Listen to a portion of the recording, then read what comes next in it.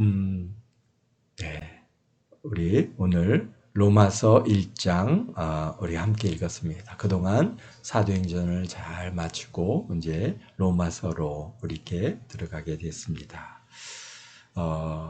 로마서를 읽어가면서 우리 또 마음속에 하나님께서 주시는 그런 깨닫는 은혜가 넘쳐지고 또 여러분 개개인들의 또 마음의 소원들이 응답되어지는 그런 놀라운 은혜가 있게 되어지기를 주님의 이름으로 축원드립니다. 로마서는 57년경에 사도 바울에 의해서 고린도에서 기록되어지고 또 그래서 전달되어진 그러한 성경으로 그렇게 지금 추정되고 그렇게 알려지고 있습니다. 로마서를 보면은 크게 세 개 부분으로 나눌 수가 있는데요. 1장에서부터 8장까지는 구원에 대한 구원론을 이제 말씀해 주시고요. 9장부터 11장까지는 이방인과 유대인 간의 어떤 관계, 이런 것들을 이제 기록해 주셨고, 그 다음에 12장부터 16장까지는 복음을 받은, 그러니까 구원받은 사람들이 어떻게 살아야 할 것인가라고 하는 그러한 성도의 삶에 대한 부분들을 갖다가 이제 그렇게 말씀해 주고 계십니다. 그래서 크게 세 개 부분을 나눌 수 있는데요. 참 로마서는 뭐 성경 중에 성경이고 기독교 역사상 가장 많은 영향을 준 그러한 성경입니다. 그래서 구원에 대한 어떤 정수를 오늘 우리에게 보여주고 계시고요. 기독교 역사상 정말 유명한 인사들이 이 로마서를 통해서 영향을 받고 그리고 신학적인 교리들을 갖다가 세우고 하는 그러한 은혜가 있는 그러한 성경이 로마서입니다. 뭐 우리가 가끔 제가 이렇게 예화에 드는 인물 중에 하나 어거스틴이라고 하는 인물이 있는데요. 이분이 정말 뭐 만이교라든지 또는 뭐 방탕한 그런 삶을 살다가 이제 32살 때 로마서 13장 14절 말씀이 그에게 레마로 팍 와서 닿았습니다. 그래가지고 그 어거스틴을 갖다가 변화시킨 역사가 있었는데요. 한번 우리가 볼까요? 로마서 13장 13절에서 14절 말씀입니다. 제가 봉독하겠습니다. 낮에와 같이 단정히 행하고 방탕하거나 술 마시지 말며 음란하거나 호색하지 말며 다투거나 시기하지 말고 오직 주 예수 그리스도로 옷 입고 정욕을 위하여 육신의 일을 도모하지 말라. 왜 이 말씀이 우리 어거스틴에게 와 닿았는지 아시겠죠? 그분의 삶이 굉장히 방탕되어 있었는데 하나님의 이 말씀이 참 그게 아주 강력한 레마로 와서 자기가 정말 단정히 행하지 않았고 방탕했고 술 취하고 음란했고 호색했고 그 다음에 뭐 다투고 술 먹고 막 그러면 뭐 사람들이 잘 다투지 않습니까? 다투고 뭐 시기하고 막 이런 삶을 갖다가 꽤 오랫동안 살았는데 사실 그의 어머니가 그 우리 어거스틴을 위해서 정말 눈물로 기도하셔서 하나님의 말씀을 갖다 읽는데 그게 팍 그에만 너가 예수 그리스도로 옷 입으라 라고 하시는 그 음성이 그에게 팍 와서 닿아가지고요 완전히 그렇게 변화된, 그래서 나중에는 뭐 성인이라고 하는 이름으로 그렇게 불리워질 만큼 그렇게 아주 훌륭한 그런 그리스도인으로서 또 뭐 목사님으로서의 삶을 살아내지 않았는가 그렇게 보아집니다. 그렇습니다. 또 그 다음에 루터라고 하는 우리 뭐 마틴 루터 종교개혁을 이룬 이제 이분은 뭐 로만 가톨릭 신부였지만은 사실 구원에 대한 확신이 없었습니다. 근데 구원받고자 하는 그러한 뭔가의 그 강한 그의 도전이 있었어요. 그래서 뭐 그 당시에 로만 가톨릭의 가르침 중에 말도 안 되는 것들이 참 많았지만은 그것 중에 하나가 이제 고행에 관련된 겁니다. 고행을 하면은 구원을 받을 수 있다. 그러니까 뭐 쉽게 얘기해서 로마에 있는 뭐 거기가 베드로 성당의 앞에 뭐 이렇게 가보질 않아서 저희가 잘 모르겠는데 거기에 이렇게 이제 계단이 많이 있나 봐요. 그 계단을 갖다가 무릎으로 기어서 올라가면은 구원을 받을 수 있다. 아니 그 다음에 하여튼간 그런 그 무릎으로 어디를 갖다가 기면은 구원을 받을 수 있다. 뭐 그런 고행이라고 하는 그런 과정을 통해서 구원에 이르려고 하는 그러한 도전 또는 그런 가르침들이 로만 가톨릭에 굉장히 많이 있었습니다. 그러니까 뭐 로만 가톨릭이나 또는 뭐 이게 불교나 굉장히 닮은 점들이 굉장히 많이 있습니다. 그래서 하여튼간 이 마틴 루터 그때는 이제 신부죠. 신부가 정말 그렇게 고행을 했는데도 도무지 구원에 대한 확신이 없는 겁니다. 더구나 어딜 갔다 오는데 옆에서 낙뢰가 딱 하고 떨어지는데 정말 그 두려움이란 우리 여러분들도 아마 낙뢰가 바로 가까운 데 떨어지면은 얼마나 그 소리며 정말 기겁을 하는 거죠. 그렇게 한 일로 인해서 굉장히 이제 이 마틴 루터가 굉장히 이렇게 많은 도전을 받다가 로마서를 자기가 이제 이렇게 주석을 하기 시작했습니다. 근데 로마서를 주석하는 과정 속에서 로마서 1장 17절 말씀 바로 우리 같이 읽어볼까요? 복음에는 하나님의 의가 나타나서 믿음에 이르게 하나니 기록된 바 오직 의는 믿음으로 말미암아 살리라 함과 같으니라 라고 하는 이 말씀이 그에게 딱 도전으로 온 거예요. 야, 그렇구나. 참 우리가 오직 믿음으로 오직 의는 믿음으로 말미암아 살리라 하시는 이 말씀을 대하면서 우리가 구원이라는 것이 참으로 뭡니까?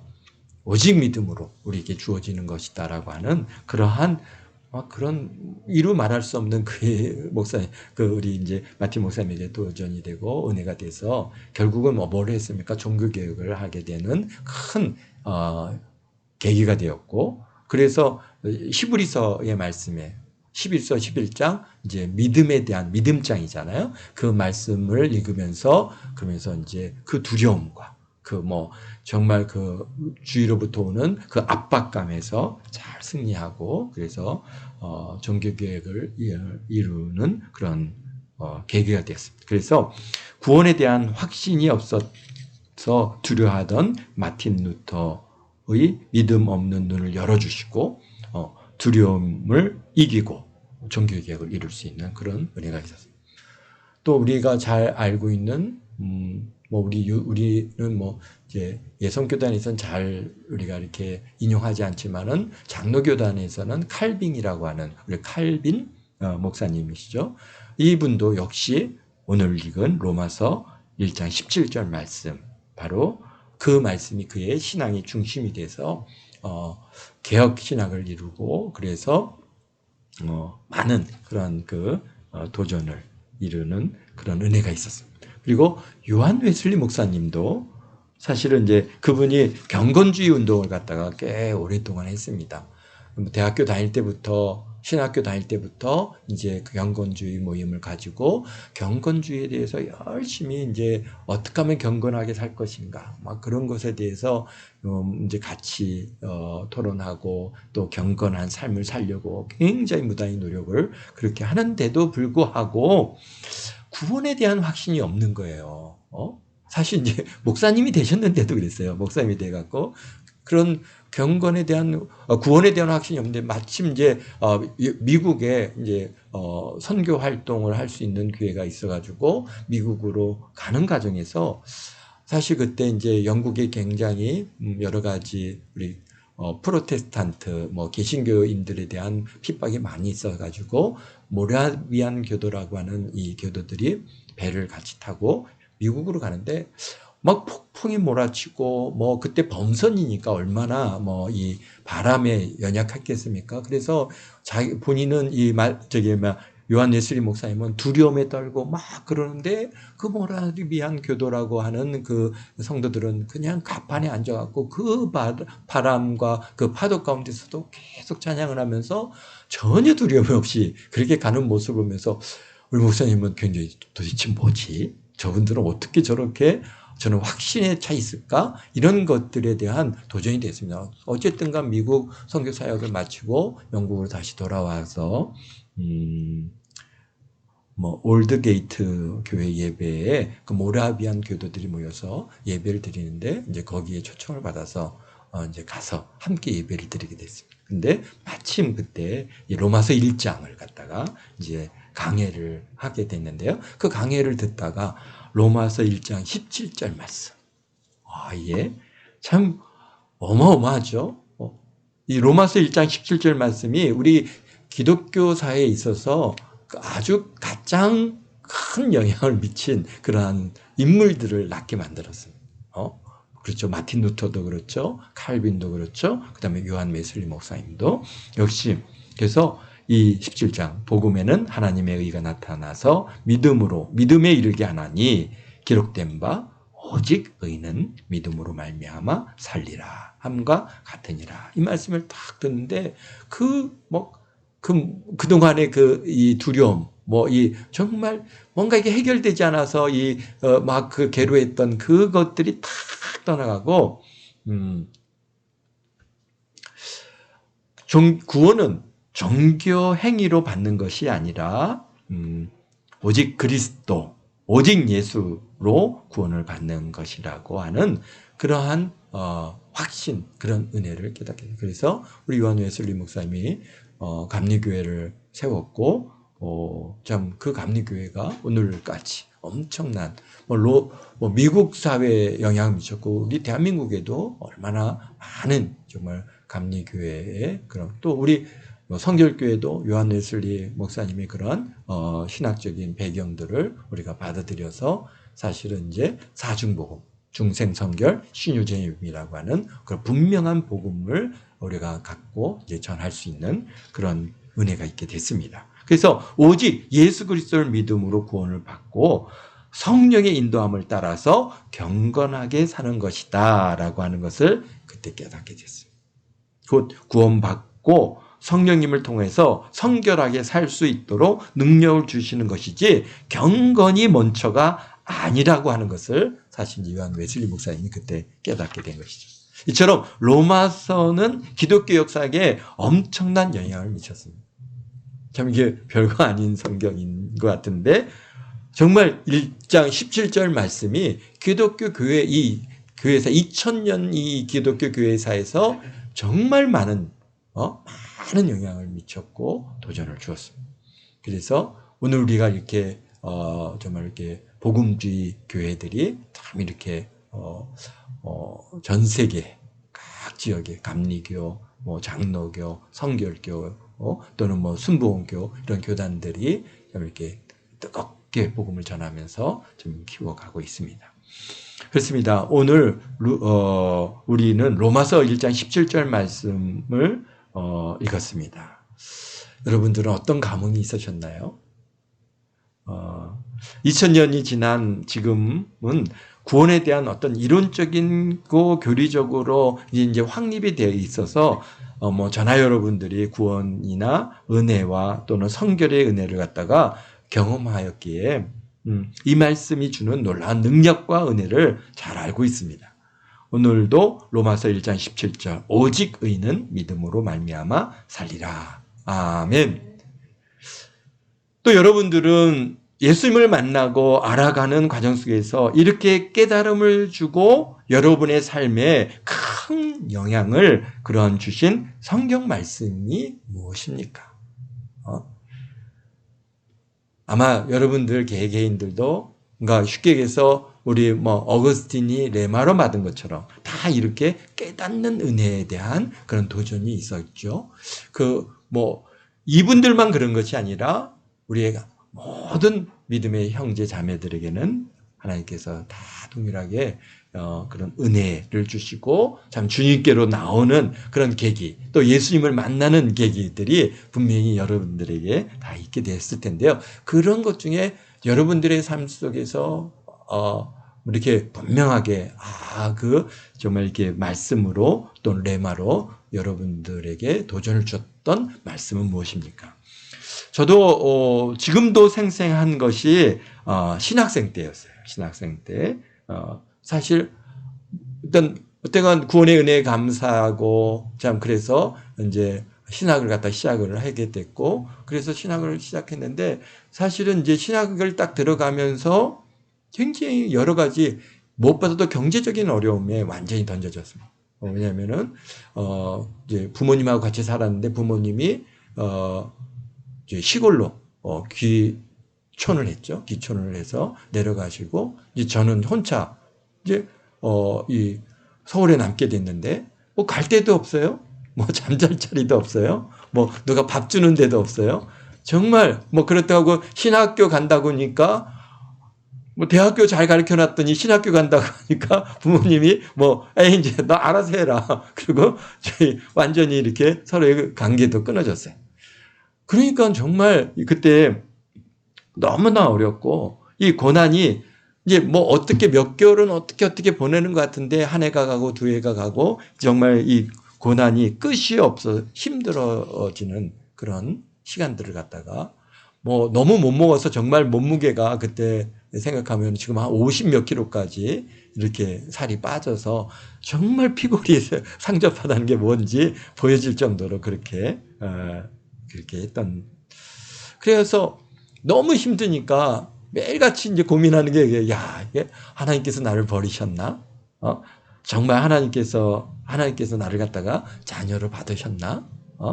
뭐 이런 의심들이 이제 저에게 생겨서 참 오랫동안 힘들었습니다. 뭐, 이제 그것을 갖다가, 해결해 보려고 막 이제 정말, 뭐 부르짖어 기도하고, 뭐 눈물로 기도하고, 막 근데 막 기도할 때는 또 은혜를 주시는데 돌아서서 이제 현실을 보면은 너무나 힘드니까 이게 좌절감에 사로잡혔던 그런 시간들이 계속됐는데, 그런데 그러던 가운데 히브리서 12장 말씀을 갖다가 이제 읽는데요. 그 히브리서 12장을 말씀을 읽는데 정말 뭔가 그 전기에 감전되는 것 같은 그런 아주 함이 막 저에게 이제 전달되어 왔어요. 그리고 한번 볼까요? 히브리서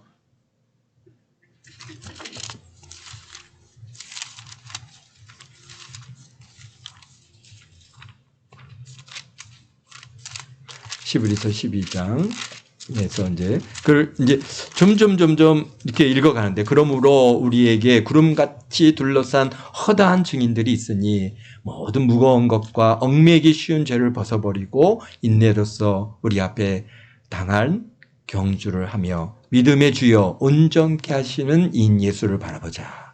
그는 그 앞에 있는 기쁨을 위하여 십자가를 참으사 부끄러움을 개의치 아니하시더니 하나님 보좌 우편에 앉으셨느니라. 너희가 피곤하여 낙심하지 않기를 위하여 죄인들이 이같이 자기에게 거역한 일을 참으신 일을 생각하라. 그렇군요. 우리 주님을 생각해야 되는데 자꾸 지금 현실의 나를 바라보고 있군요. 자, 그러면서 너희가 죄와 싸우되 아직 피 흘리기까지 대항하지 아니하고 또 아들들의 권하는 것 같이 너희에게 권면하신 말씀도 잊었도다. 일렀을 때. 그러면서 이제 5절부터 이게 들어가는데요. 막 이제 마음이 뭐라고 말할 수 없는 그런 막 흔들림이 왔습니다. 내 아들아. 막 딱 읽는데, 주님께서 나를 향해서 이렇게 내 아들아, 주의 징계하심을 경히 여기지 말며 그에게 꾸지람을 받을 때 낙심하지 말라. 주께서 그 사랑하시는 자를 징계하시고 그가 받아들이시는 아들마다 책찍질 하심이라 하였으니 너희가 참음은 징계를 받기 위함이라. 하나님이 아들들과 같이 너희를 대우하시나니 어찌 아버지가 징계하지 않는 아들이 있으리요. 징계는 다 받는 것이거늘 너희에게 없으면 사생자여 친아들이 아니니라. 이 말씀을 갖다 이제 들어가서는 눈물을 참을 수가 없는 겁니다. 그래서 그냥 지금도 이렇게 엉엉 그렇게 정말 이렇게 통곡을 하듯이 그렇게 울었던 생각이 나는데요. 그렇습니다. 징계는 받는 것이거늘 너희에게 없으면 사생자여 친아들이 아니다. 그러시는 거예요. 그래서 이런 연단과 지금 이런 어려움의 과정들은 하나님께서 나를 내 아들아 이렇게 부르시는 그 음성이 아주 지금도 막 들려지는 것 같았습니다. 근데 그때는 정말 이런 문제 때문에 막 너무너무 제가 고통을 받고 참 있었기 때문에 그 말씀 하나가 딱 저에게 이렇게 뭐랄까요, 그런 감동이 되고 전기로 감전된 듯한 그런 마음으로, 그러면서 그때부터 마음이 편안해지고 주님께서 나를 받으셨구나. 이 이제 고난이야. 하나님께서 나를 갖다 아들로 받으셨는데 이 고난이야 이제 하나님께서 알아서 해주시는 거죠. 그러면서 굉장히 그 이후로 편안함을 얻게 됐고, 결국 우리 사모님을 만나서 이제 결혼하고 가정을 이루고 지금까지 이렇게 달려올 수 있는 그런 큰 어떤 계기가 바로 이제 이 히브리서 12장 말씀을 읽으면서 참 그렇게 저에게 주시는 은혜가 있었습니다. 여러분들도 뭔가 그렇게 참 이렇게 하나님을 만나고 좀 하나님께로부터 그런 하나님 말씀을 통해서 나에게 주어지는 그런 생명 같은 그런 은혜의 말씀들이 있을 때 흔들림이 없습니다. 로마서 1장 17절을 읽은 우리 마틴 루터는 그 어마어마한 로마의 그 권력 앞에 이기고 종교 계획을 이루어내지 않았습니까? 그 다음에 우리 웨슬리 목사님은 바로 로마서 1장 17절 말씀을 통하여 그분이 그런 구원에 대한 확신을 갖고 정말 영국을 완전히 복음화시키는 그런 역사를 갖다가 가져왔습니다. 자, 그래서 여러분들에게도 그런 말씀이 딱 부딪혀질 때 그것이 특별히 우리 이제 앞으로 신학을 하고 이제 주의 종의 길을 가는 우리 전수함에게는 정말 그런 하나님을 개인적으로 만나는 그런 말씀이 그런 말씀이 분명히 있어서 그 이후로는 자로도 울어도 치우치지 아니하고 오직 주님만 바라보고 그렇게 달려갈 수 있는 그런 개인적인 만남이죠. 그것이 그냥 우리가 환상을 통해서 만나고 또는 음성을 듣고 그런 것은 사실 그렇게 중요하지 않습니다. 하나님의 말씀을 통해서 내가 개인적으로 인격적으로 만나는 거죠. 주님께서 내 아들아 이렇게 부르시는 음성이 들리는 거야. 지금도 읽으면 그 음성이 내 아들아 이렇게 부르시는데 거기서 녹아나지 않을 사람이 어디 있겠습니까? 와, 하나님께서 내 아들아 나를 갖다가 그렇게 부르시네. 그래서 내가 너를 받았느니라. 참 내 아들이니라 하시는 그 음성이 참 여러분들도 그런 은혜들이 경험들이 있을 줄로 믿고, 또 없으시면은 기도하십시오. 구하십시오. 우리 요한 웨슬리도 얼마나 많은 기도와 하나님의 부르짖음이 목사가 된 이후에도 우리 요즘에 어느 목사님이신가요? 선한목자교회 목사님 지금 은퇴를 하셨는데 그 목사님도 본인이 목사가 돼서까지도 개인적으로 하나님을 갖다가 만나지 못했다는 것이죠. 그런데 하나님을 만나고 나서 정말 그분의 메시지는 오직 하나입니다. 예수님을 만나십시오.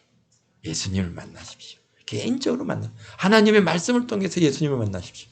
그렇게 열심히 그분이 그렇게 권할 때 정말 하나님께서 그분께 그 감리교회 목사님이신데요. 얼마나 많은 성도들을 붙여주시고 참 그 예수님을 만나게 하는 그런 과정을 통해서 하나님께서 참 큰 영광을 받으시는 것을 옆에서 보았습니다.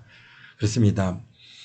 오늘 저자는 1장 1절에 보니까 예수 그리스도의 종 바울이다라고 이렇게 분명하게 이제 바울이라고 하시는 사도 바울의 그런 편지를 내가 예수 그리스도의 종 바울이 로마에 있는 너희들에게 편지한다라고 하는 그러한 내용을 담고 있습니다. 수신자는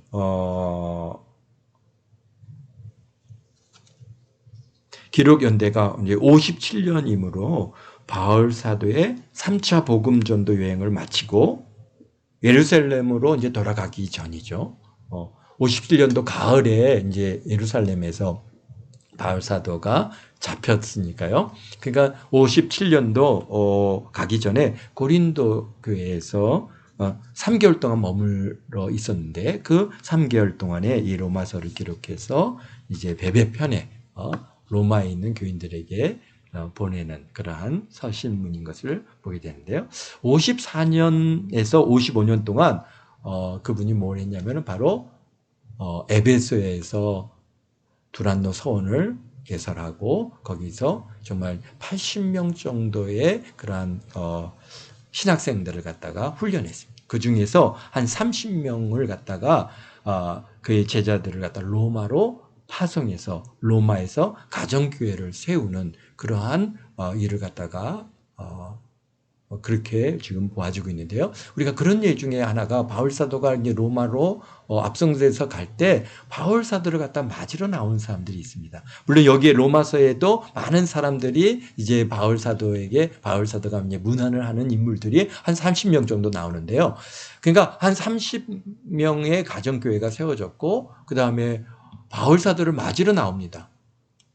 우리가 보면은 이제 선교사님이 회에서부터 이렇게 이제 오시면은 저 이번에 안책임의 귀국에서 한국 사역을 위해서 한국에 갑니다. 그리고 연락이 와요. 그러면은 누가 나갈까요?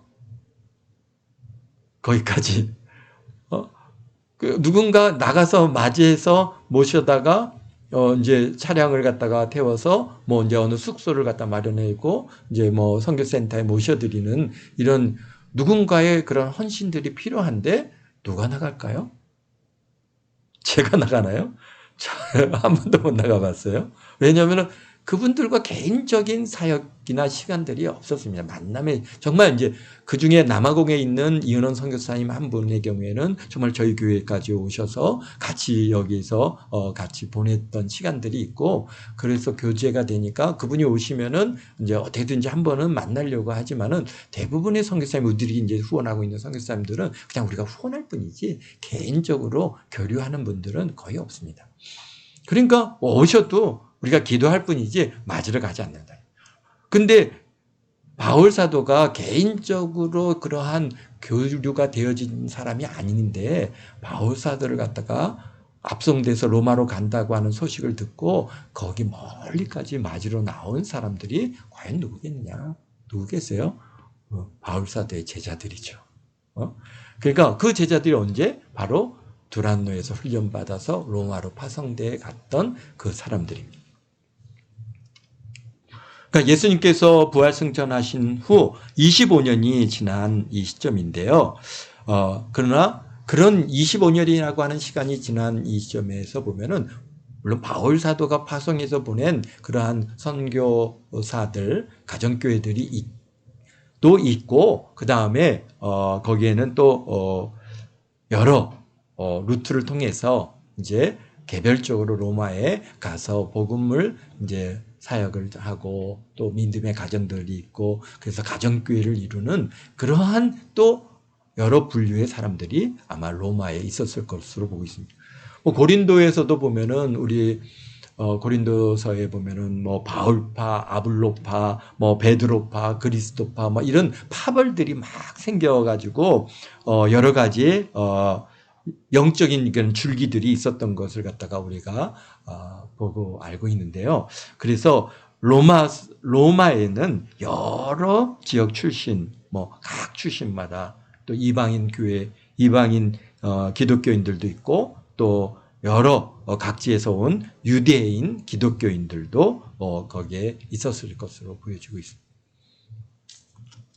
그래서 유대인과 이방인 기독교인들은 생각이 굉장히 크게 달랐습니다. 이방인 중에는 정말 오직 믿음으로, 오직 정말 이렇게 예수 그리스도를 믿음으로 구원을 받는다. 그러니까 왜 어떤 구약의 성경적인 아무런 배경이 없는 사람들은 바울 사도가 전하는 그런 복음을 통해서 예수님을 믿는 사람들의 경우에는 정말 수수하게 오직 예수님, 그런 반면에 유대인들을 통해서 유대교가 전해진 이방인들이 있습니다. 그래서 유대 회당에 들어가서 보면은 이방인들이 많이 그 이제 유대 회당에 들어와서 같이 그 안식일을 지켰고, 그 바울 사도가 가서 이제 복음을 전할 때 그 많은 이런 이방인들 중에 유대교에 그러한 개종된 사람들이 예수님을 믿는 사람들이 있어요. 근데 이 사람들은 이미 뭔가 율법에 대한 것들이 훈련이 돼 있다 보니까 뭐예요? 율법을 잘 지켜야 구원을 받는다. 그렇게 생각을 하는 사람들이 꽤 있었어요. 뭐 유대인의 기독교인, 유대인 중에서 기독교인들은 정말 뭐 구약의 율법, 뭐 할례 이런 것들을 갖다가 잘 지켜야 한다고 주장하는 기독교인들이 뭐 굉장히 많았죠.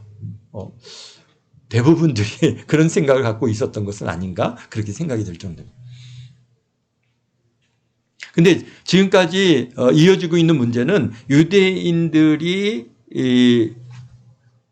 왜 복음을 받아들이지 않느냐. 오늘날이죠. 오늘날 왜 유대인들이 복음을 잘 받아들이지 않느냐. 그거는 우리 기독교인들의 큰 잘못이 있습니다. 왜냐하면 유대인들에게 기독교인들의 십자가는 사실 그들에게 있어서는 자기네들을 핍박하고 죽이고 자기네들을 몰살시키려고 하는 그러한 모습으로 보여지고 있습니다.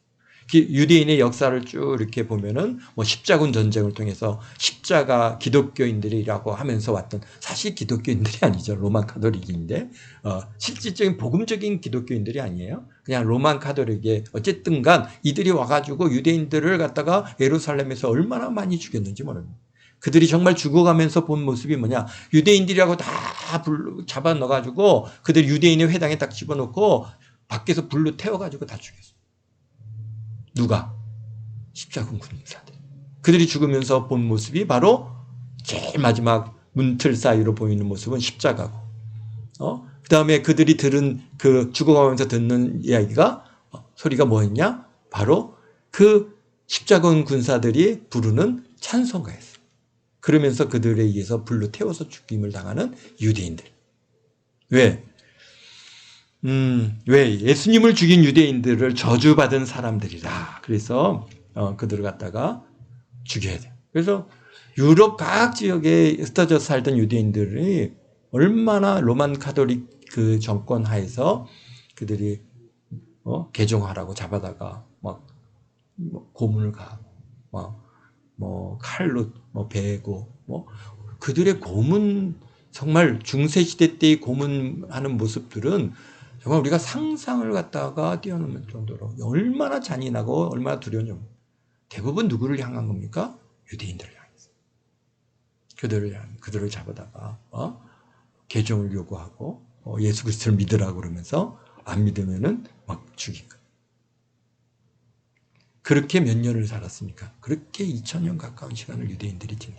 그런데 오늘 이 시대에 참 이제 우리가 복음주의 이 신앙이 이렇게 퍼지면서 유대인들에 대한 우리의 저들도 구원을 받아야 할 대상이라면서 열심히 우리가 복음을 전하고 있지만은, 그러나 기독교인들이 이제 로만 카톨릭이 지나고 나서 이 기독교인들이 행한 일들이 뭡니까? 지금 제일 먼저 마틴 루터의 후반부에 그의 이제 책을 갖다가 보면은 무슨 얘기를 하냐면은 유대인들은 그냥 다 죽여야 된다. 그냥 죽여서도 안 되고 그의 배를 갈라서 심장을 뽑아서 그 심장을 갖다 발로 이겨서 그렇게 죽여야 된다고 그렇게 주장을 했어요. 근데 그걸 누가 나중에 봐요? 그걸 갖다가 못 보게 잘 묻어놨는데 누가 그것을 발견합니까? 히틀러가 발견해요. 히틀러가 뭐 했어요? 유대인들을 갖다가 유대인들의 재산을 몰수해서 그들을 갖다가 이제 뭔가 이 독일의 그러한 군사력을 키우려고 했는데, 근데 뭔가 국민들이 그 뜻을 받아들여야 되는데 안 받아들이잖아요. 그런데 뭘 했어요? 바로 마틴 루터의 책을 갖다가 전부 다 이 장교들부터 시작해갖고 무조건 탐독을 시켜요. 그러면서 그들이 이제 유대인들 갖다가 600만 명을 죽이는데도 왜 독일의 크리스찬들 아닙니까? 독일은 기독교 국가였잖아요. 종교 개혁을 해갖고 우리 교회를 우리 같은 우리 크리스찬들인데 한마디도 그것에 대해서 반론을 제기하지 않는 배경이 뭐냐? 바로 마틴 루터의 글을 통해서 그들이 도전을 받은 거예요. 말을 못하게 돼요. 그래서 기독교인들이 600만 명을 죽였습니다. 유대인들을 갖다가. 그뿐입니까? 뭐 정말 우리 기독교인들이 행한 일들 또 그뿐 아니라 우리가 칼빈이라고 칼맹이라고 하는 분이 있는데 그분은 개혁주의 사상을 하면서 철저하게 유대인들은 이거는 저주받은 자들이니까 다 죽여야 된다. 그래서 뭐 유대인들뿐만이 아니라 심지어 우리 이제 뭐 이렇게 침례교도들 또는 우리 이제 성결교회 우리 이러한 사람들도 정말 무자비하게 그 사람들을 갖다가 죽인 사람이 장로교회를 세운 그런 칼빈입니다. 그래서 그 손에 의해서 얼마나 많은 유대인들이 죽어갔는지 우리가 그런 것들을 우리가 보아서 알아야 됩니다. 참 어쨌든간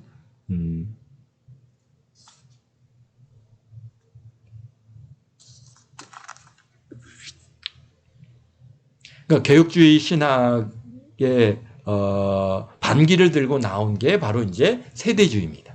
그러니까 장로교회 우리 이제 전사님이 계신데요. 장로교회의 개혁주의 사상 신학적 바탕을 두고 있는 분들은 세대주의에 대해서 굉장히 이건 무슨 이단의 사설 같이 그렇게 아주 그냥 비판을 가합니다. 그래서 무슨 세대주의가 무슨 굉장히 심각한 무슨 우리가 큰 잘못을 한 것처럼 그렇게 우리를 공격하는데 물론 극단적 세대주의자들이 있을 수는 있겠지만은 그러나 어쨌든 간 이 개혁주의들의 이 악함을 갖다가 반대하고 그리고 나온 신학적인 배경이 바로 세대주의의 그런 신학적 사상을 가지고 오늘 우리 교단도 이제 그런 배경을 갖고 있는데요.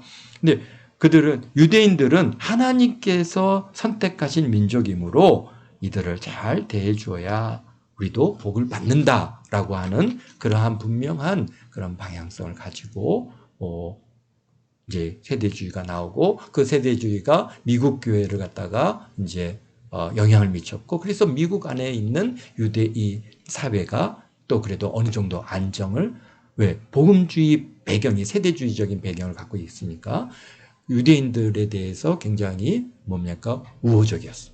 그러니까 미국 지금은 이제 반유대주의가 많이 있지만 어쨌든 간 교회들이 유대인들을 바라보는 관점이 우리가 저들을 잘 대해줘야 우리도 복을 받는다라고 하는 거죠. 그러니까 유대인들이 유럽 땅에 있는 동안에는 굉장한 핍박을 받았지만은 지금 미국 땅에 와서는 어쨌든 간 그들이 안정을 갖고 지금도 정말 이렇게 정통 유대인들의 그 숫자가 제일 많은 데는 미국입니다. 미국 메릴랜드주 근처에 유대인들이 많이 모여 사는데요.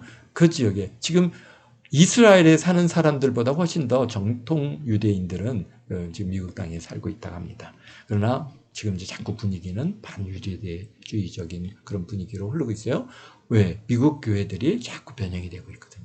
그러나 어쨌든가 왜 미국의 유대인들이 잘 살 수 있었던 배경이 바로 이런 세대주의적인 그런 신학을 바탕으로 한 침례교 또는 성결교 이런 교단들이 이제 주를 이루다 보니까 그들에 대해서 굉장히 옹호적이고 그 유대인들을 갖다 잘 대해주고 그런 배경이 있었다는 것을 알아야 됩니다. 그래서 사도 바울이 열심히 3차 복음 전도 여행을 통해서 유대인들이 복음을 거부하는 것을 갖다가 굉장히 속상해했습니다. 그래서 왜? 어딘지 제일 먼저 가서 어디 뭐입니까?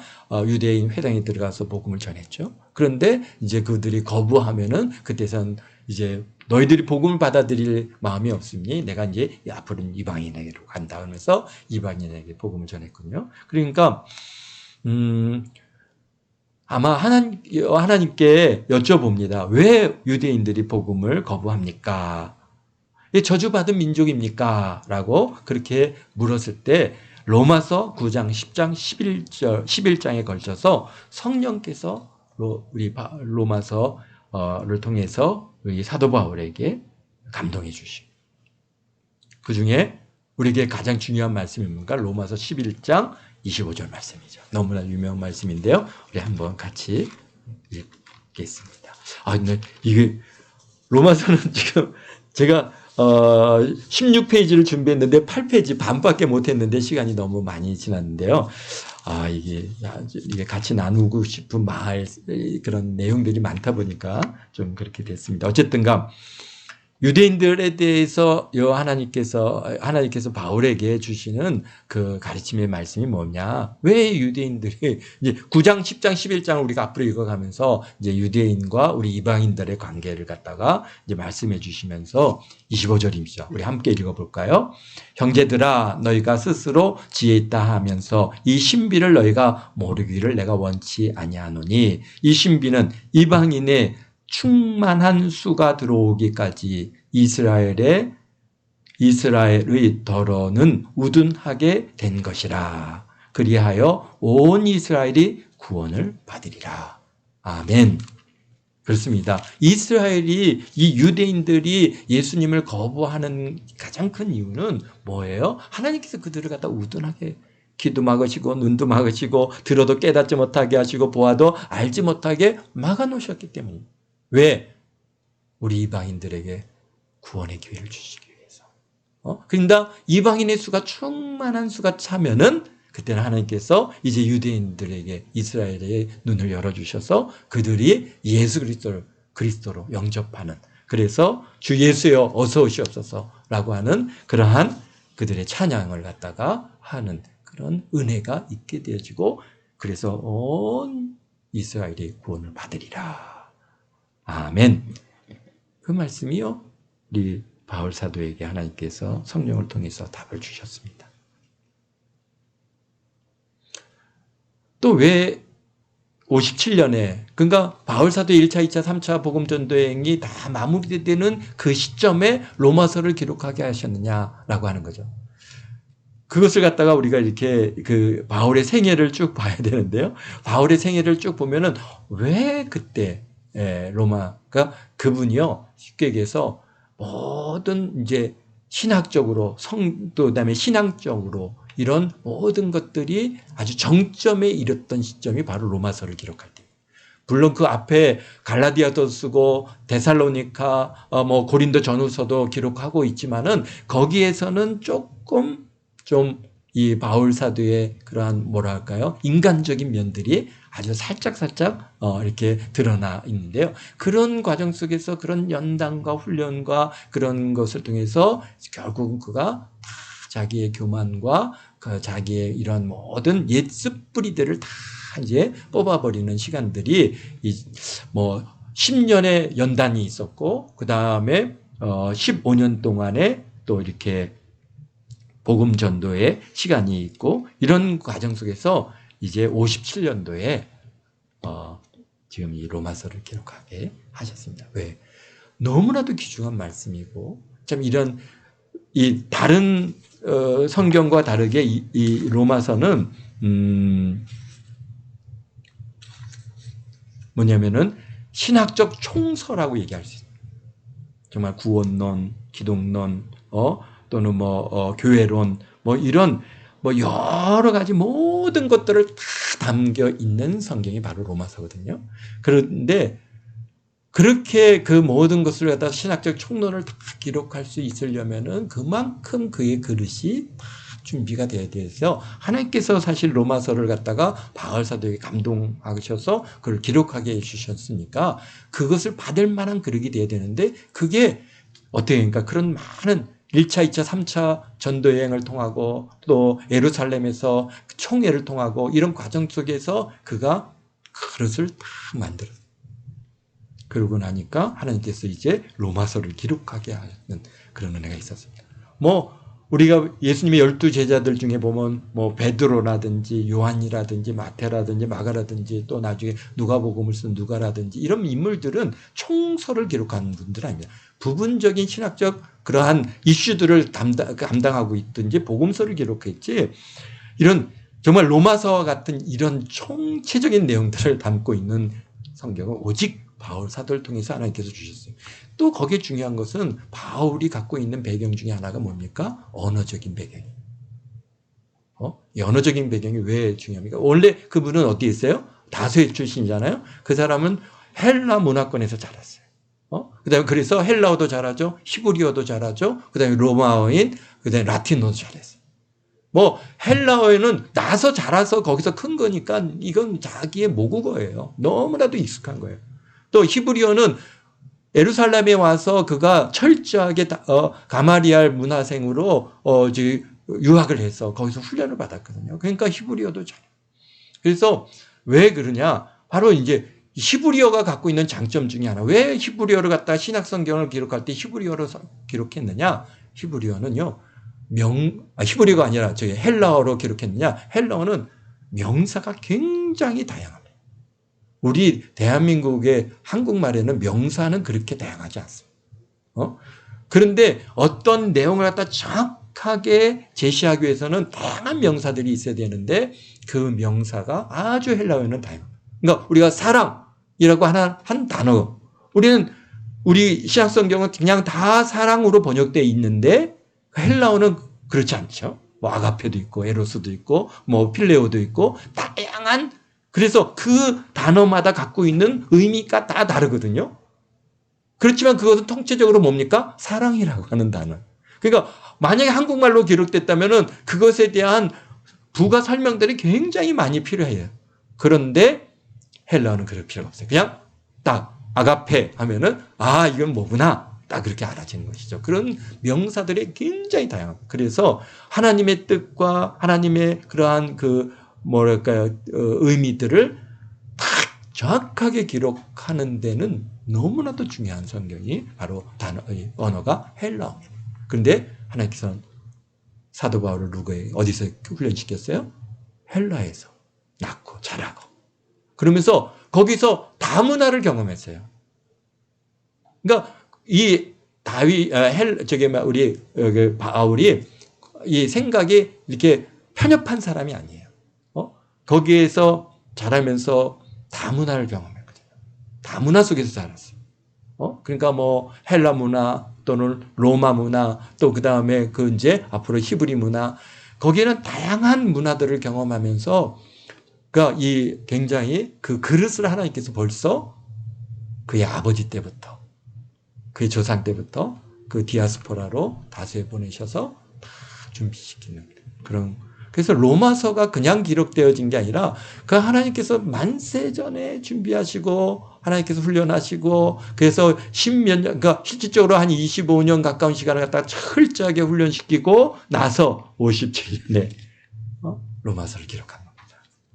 그래서 이 말씀은 정말 우리에게 큰 도전이 되고 은혜가 되고 또 근간이 되고 우리 2000년 동안의 이 기독교 역사에 가장 많은 영향력을 미친 그런 귀한 성경으로 하나님께서 우리 로마서를 우리에게 주셨습니다.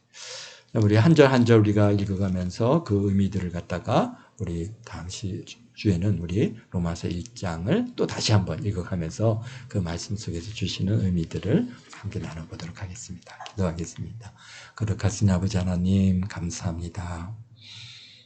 우리 하나님께서 우리 바울 사도를 통하여 이 귀한 로마서를 기록하여 남겨주시고 오늘에까지 우리들에게 아버지 하나님 전달시켜 주셔서 이 말씀을 읽을 때 하나님을 만나고 경험하고 하나님의 뜻을 깨달아 알아가고 아버지 하나님, 하나님의 그 놀라우신 섭리와 은혜들을 우리가 알아가게 하신 은혜 감사합니다. 참으로 로마서 1장 17절의 이 말씀이 아버지 하나님의 오늘 이 세계를 오늘에까지 이끌어왔음을 믿습니다. 이 귀한 말씀 참으로 이렇게 기록해 주시지 않았으면 우리가 어찌 알았겠으며 얼마나 많은 다툼이 있고 얼마나 많은 이론과 얼마나 많은 거짓된 가르침들이 세상을 혼탁하게 했겠습니까? 그러나 주님께서 오직 의인은 믿음으로 말미암아 산다라고 하시는 이 말씀 덕분에 오늘도 우리가 믿음으로 아버지 하나님이여 오직 예수 그리스도를 믿음으로 구원을 받고 오직 예수 그리스도로 말미암아 우리가 은혜로 살아가는 우리 동안교 모든 성도들 되게 하셨사오니 감사합니다. 좀 주일날 모일 때까지 은혜로 붙들어 주시고 저들의 삶에 오직 예수, 오직 성령, 오직 하나님으로, 오직 성경으로 아버지 하나님이여 살아가는 그런 우리 모두가 되게 도와주옵소서. 감사하며 예수님의 이름으로 기도하옵나이다. 아멘.